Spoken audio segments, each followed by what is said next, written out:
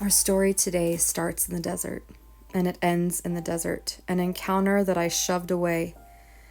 Everything changed when simultaneous sickness and the birth of our fifth baby completely wrecked what I believed was only my body. 5 weeks later, my body crumbled and deteriorated, and as my body shook and did things outside of my control, demonic presences mocked me in the corner. The Lord's presence held me. I knew He was near me.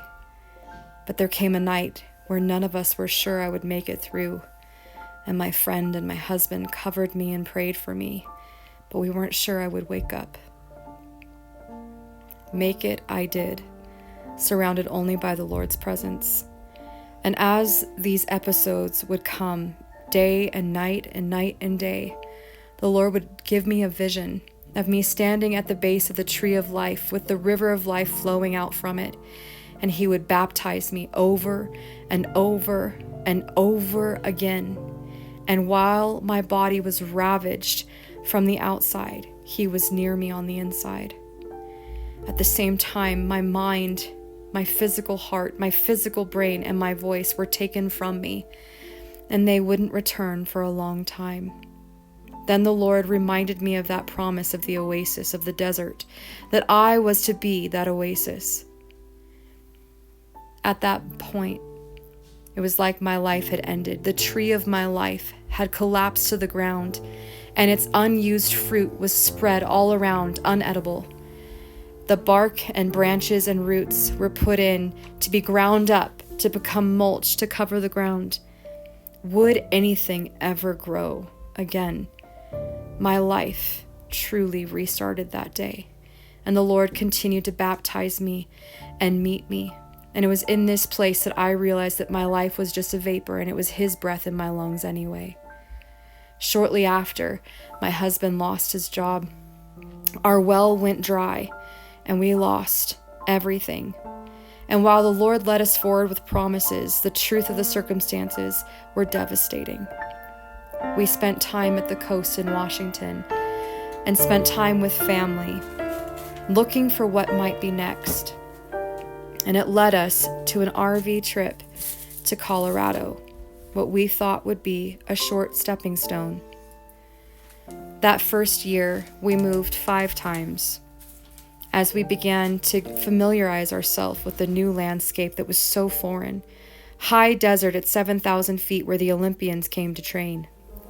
We had times of no food on the shelf or in the fridge, and the Lord would supply with miracles. But everything was different and trying. Accusations began to fly at me that pointed to false identity and disordered thinking. Self-hatred caught root in a way I never thought it could again after what I had fought for. My body collapsed under the pressure of self-hatred, and we wondered if I would ever heal. And my mind began to be tormented with this is how life would be. Then the call came. My older brother had passed, and grief took place. A grief I had never known or understood before. We made our journey back to Oregon, and as we commemorated his life, I began to question what had my life become. A complete reset. As I returned to Colorado and surveyed the desolate landscape that had been so harsh and abrasive to every part of my being, my heart, my soul, my mind, and my spirit, I searched for ways to be anchored and grounded in truth. What am I doing here, God? Show me. My physical gardens had been completely destroyed by the scorching heat of the 7,000 above sea level elevation, but I learned something about what can grow here.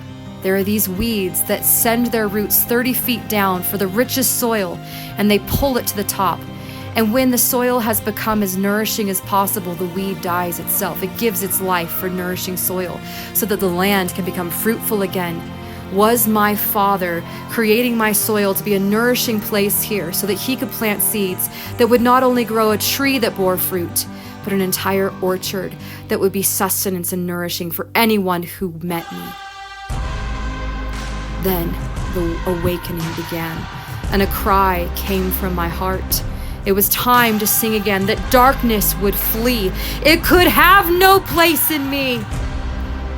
This false word of my life that would be death.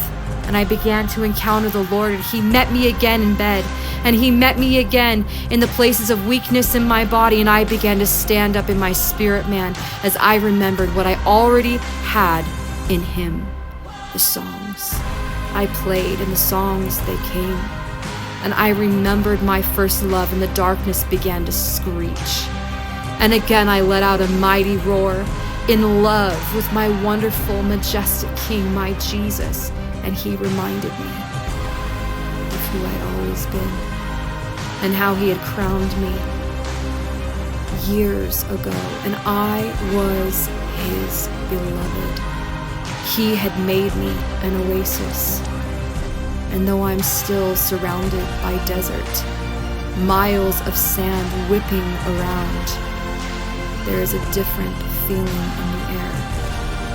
I can stand with confidence and joy, because though the desert is never ending, it seems, I have become the oasis.